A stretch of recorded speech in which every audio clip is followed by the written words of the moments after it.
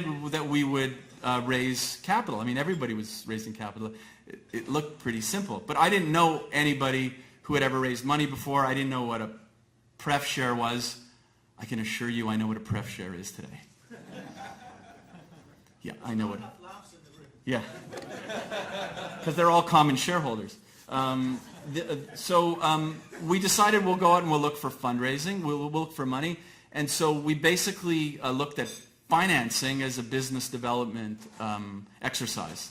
I went to Dollarama because I couldn't afford to go to Staples, and I bought like a little binder, and each page was going to be a lead. And every time somebody would say no, because I expected people were going to say no, I was doing my basic sales training. I was going to ask for 3 other people who they might want to introduce us to, and that kind of worked. And we started networking through a bunch of people who very quickly said, "That's really stupid. You're really stupid, and no, I don't know anybody who's really stupid who would want to do this." And then I met a guy named Alan McIntosh, who I'd worked with previously when I was at Fido, and Alan's a great guy. And even if he thought you were stupid, he would never tell you, because he's Scottish and he's really nice. So he said, "Why don't you meet this guy John Stokes, because he's starting a fund, and I maybe get involved with him, and he's looking for this kind of stuff. So why don't you meet him for coffee and you see what happens?" Well, they say it's all about timing. So I don't think the ink was dry on our wonderful business plans when the market crashed. And the most consistent answer we had from people was, why would I invest in this idea when I can buy Microsoft at a 7-year low? I can't tell you how many times I heard that. And so the question we would always ask was, well, would you know anybody who would be stupid enough to do that? And all arrows pointed to John.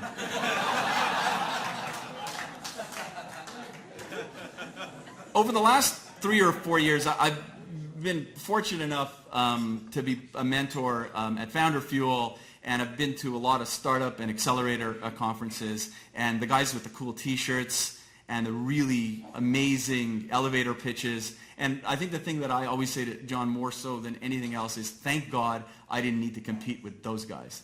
Because our first attempt at a pitch was pretty dismal. I can honestly tell you, looking back today, it was about a 30-page document filled with all kinds of drivel about building a marketplace and finding goods and all that nonsense. The last page, so out of 30 pages, you had 29 pages on marketing and merchandising. And then the bottom of the last page, on page 30, there were 2 just bullet points. One said logistics. How hard could that be, right? And I don't even think we capitalized logistics. And then the last one, the last bullet point, we didn't even dignify by spelling out the word. We just wrote IT. We'll get a guy, I mean, right? How hard can that be? And he's still invested.